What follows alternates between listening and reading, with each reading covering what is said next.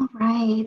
Good afternoon, everyone, and welcome to our Transfer 101 Private Universities virtual workshop. So this is a continuation of our Transfer 101 series. In the past, we covered Cal State Universities, University of California, and now we're going to be diving into the private university system. So I hope that this presentation is informative. But if it leaves you with any questions, just know that you can reach out to us if you have any questions at all. At the end of the presentation, I will be going over our different ways of communication, whether that's through social media, phone, or email. So I'll be going over that at the end of this presentation and throughout the presentation as well. All right, so let's get started.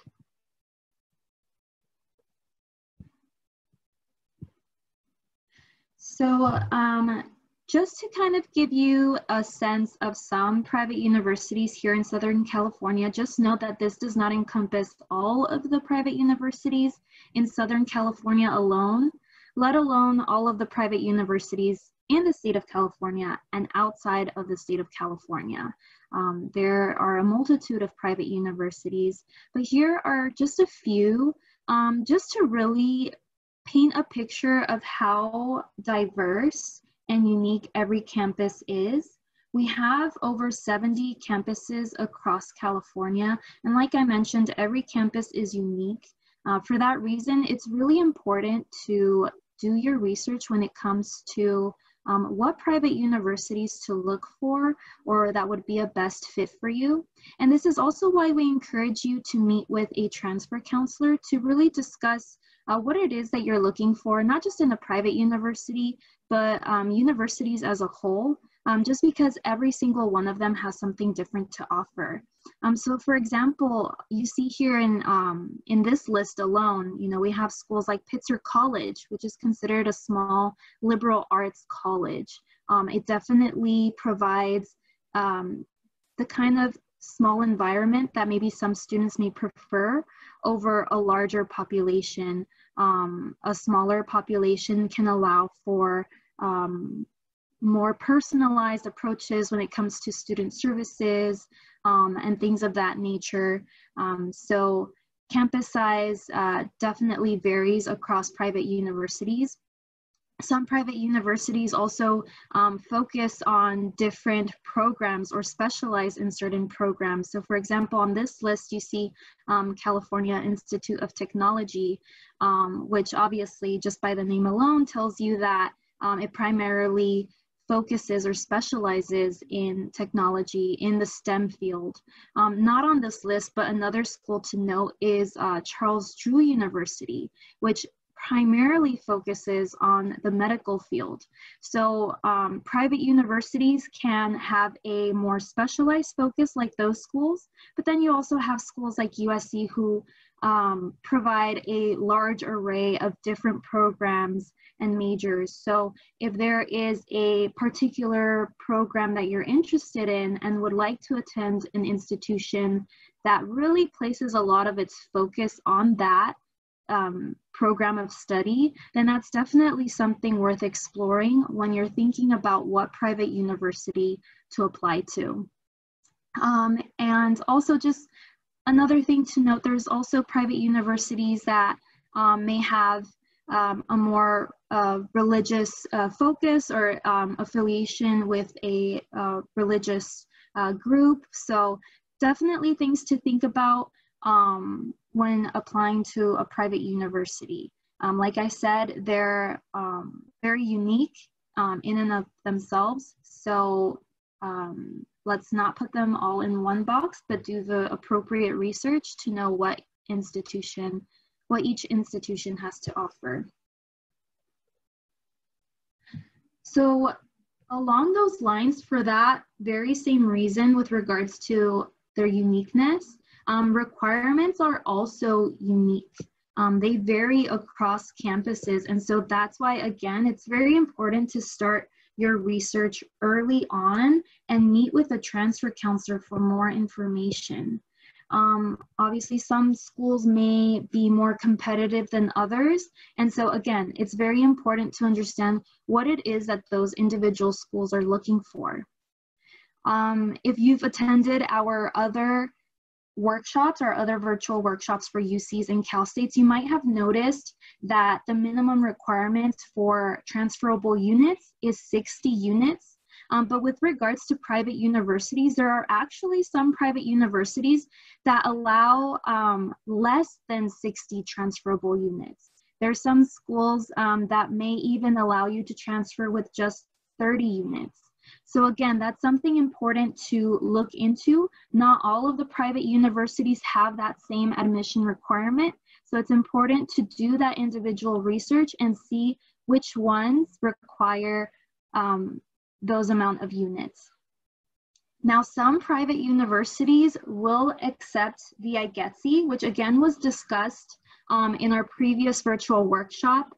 The IGETC is a general education pattern that you can follow if you are planning to apply to a UC or to a Cal State, and some private universities also accept the IGETC.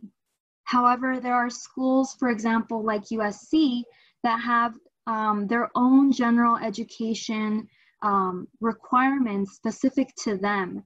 So again, this is going to sound kind of like a broken record, but you have to do that research early on to know what exactly these individual schools require from students.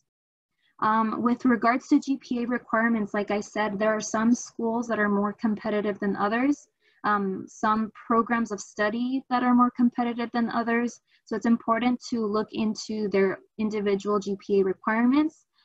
Some universities, their minimum requirement is a 2.5, and it can range all the way to a 3.5 and above. There are also some private universities that may require the submission of your SAT and ACT scores. This also is different from the Cal States and the UCs, as they do not request SAT and ACT scores. Private universities may require you to submit your SAT or ACT scores. Now, in general, you can find these private universities on the Common Application. This is a general hub where you can apply to multiple private universities, all on the same application. Now, there are some private universities that have their individual application on their website. So again, this is going to require some research on your own, and also with meeting with a transfer counselor. I know I keep repeating, to do this research on your own, but please also approach our transfer counselors for that information. If you're not able to find that information on your own, or, sometimes we can get some information overload on those websites. So definitely don't hesitate to reach out to a transfer counselor, a staff member, if you need assistance in finding that information. But like I was saying, some private universities do have their application only on their website. So if you don't find them on the Common Application, chances are that their application is on their website. Now, here are two important links for more information, for more details on these independent colleges and universities. The first one is www.aiccu.org. Now, this is more information on independent colleges and universities here in the state of California. However, we also have collegesource.org, which will give you information on out-of-state colleges and universities. So definitely check out these websites for more information on these schools, and so that maybe you can start comparing and contrasting these differences between the schools and see which one is the appropriate fit for you. Now, regardless of what the minimum requirements may be, in general, with regards to the private universities, this is kind of like a general rule of thumb of what you need to complete in order to be a more competitive applicant. First and foremost, the completion of major prep courses can definitely give you a leg up in the program of study that you are interested in. It shows that you have a deeper understanding of that subject matter, and that, given that, you'll be more successful in their institution. So we definitely encourage you to complete those major prep courses. Also, achieving a competitive GPA in general will make you appear as a more competitive applicant. We also encourage students to, sign up for our honors program, take honors courses, complete special college projects, be a part of a student organization, and in general, get involved on campus. This is a general rule of thumb, whether or not you apply to a private university or, an out-of-state university or even a UC. These are things that you need to do in order to be a more competitive applicant. Schools are not just looking for, that GPA or those SAT scores. They're also looking to see how involved were you on your school campus, and how involved were you in your community. They want to see the whole picture, and they want to see how well-rounded you are as a student.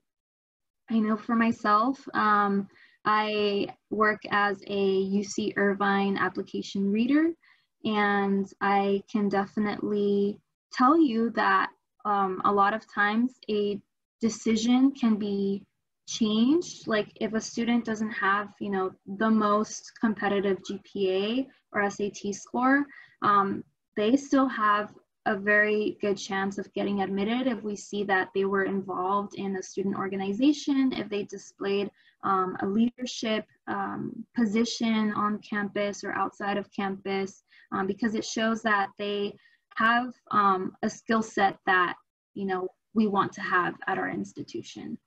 So definitely, look into joining a student organization at Rio and things of that nature.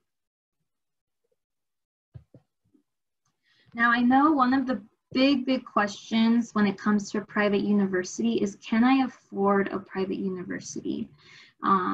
We know that there are a lot of private universities that can be really expensive.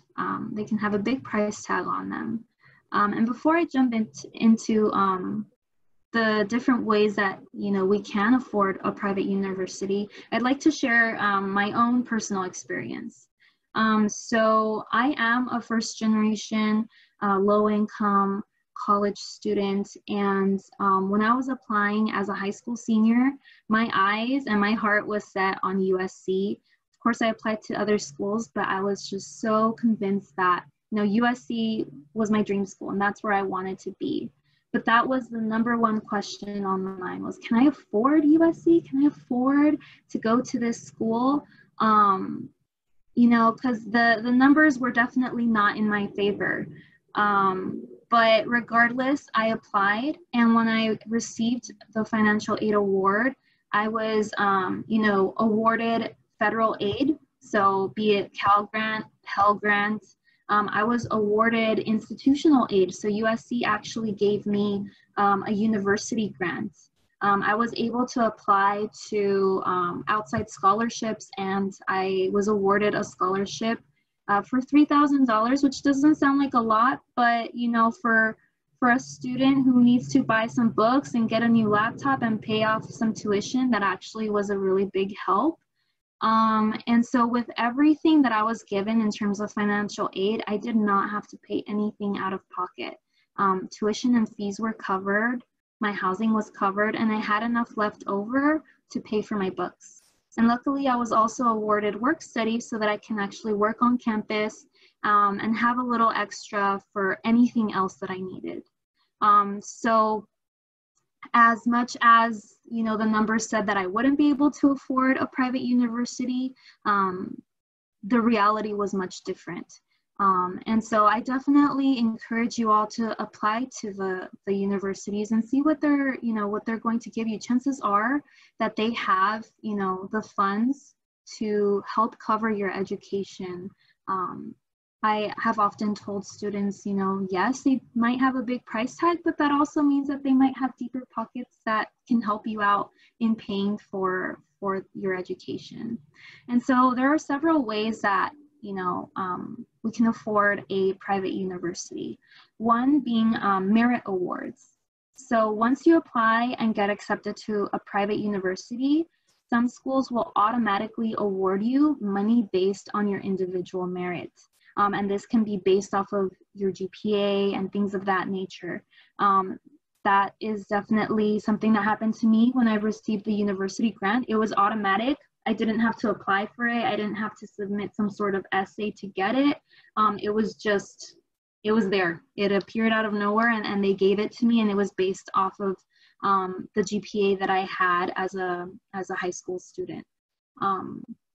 Secondly, there are school-specific scholarships. So many private colleges have scholarships specifically for students attending their school. A lot of these are awarded from alumni of the university, but there are other scholarships as well. These scholarships, most often than not, do require that you apply to them, that you might have to write an essay or some short answers to them. There are also scholarships that you can be eligible for as long as you submit your university application at an earlier deadline. So those are also scholarships to look out for. Third, there are also outside scholarships. So definitely check out big companies, companies like Walmart, Target, McDonald's. They offer scholarships. You can find that information on their websites, and you can apply to those. Some of them might be for, $10,000. Other ones, like the one that I mentioned, was for $3,000, which again does not sound like a lot, but it does go a long way. And oftentimes the ones with like smaller award amounts are the ones that students apply to less. So you have kind of a bigger chance of being awarded that scholarship. So just something to keep in mind as well. And lastly, we also have federal funding. So this is given to you through your FAFSA or California DREAM Act application. And it can consist of your Pell Grant, your Cal Grant, work study, and also student loans. Now, I know student loans are definitely the one thing that everyone is trying to avoid, and it's, understandably so. But just something to consider as an option, to fund your education, to invest in your education. But yes, we also do have federal funding. And again, that can be awarded through the submission of your FAFSA application or your California DREAM Act application. Now, I did want to share with all of you the Common App website, just so that you have a sense of what it looks like. So the website itself is commonapp.org. And here you have the ability to apply to the schools, but not only that, you can actually look up any school that you're interested in, any private university that you're interested in, and get more information here as well. So I just wanted to share this with you so that you have a sense of what it looks like and where to go when you are planning to apply. So like I said at the beginning, here is our information with regards to how to reach out to us. I know that I emphasized a lot of importance in doing your individual research with these private universities, but again, do not hesitate to reach out to us if something seems unclear, or an answer sparked another question, or you just need some type of guidance. Please do not hesitate to reach out to us. Our services are online at this time. You can chat with us through our web chat on our Transfer Center website. You'll have a staff member live there to answer your question. You can also meet with a counselor on Cranium Cafe. So that's a virtual kind of face-to-face platform that we're utilizing for you to meet with a counselor. And you can schedule that appointment with a counselor through eSARS on Access Rio. If for whatever reason that you're having a difficulty in accessing that or making that appointment on your own, you can also call us or email us to schedule that appointment. Our number is 562-317-0518, or you can email us at transfercenter@riohondo.edu. We also have our social media in which we post updates about upcoming workshops and information pertaining to the transfer process. So if you'd like to stay up to date with everything going on in the transfer center or anything going on again with the transfer admissions process, feel free to follow us on our social media. And you can even, reach out to us there if you want to send us a quick message with a question that you might have. You can do that there as well. All this to say that we are here to serve all of you, to help you with any questions that you might have, any assistance you might need. We want to make sure that this admissions process is smooth and, that you get the guidance that you need. We've all, gone through the application process before, and we understand how stressful it can be. We understand how overwhelming it can be, and how hard it is to even know where to start. So we're definitely here to help you in just getting started. Even if you don't know where it is that you want to go or what it is that you want to do, reach out to us and we can help you with that. But I thank you for joining us, for taking this time to learn a little bit more about private universities. And again, if you are interested or have any questions, feel free to reach out to us. But other than that, we look forward to seeing you at our next workshop.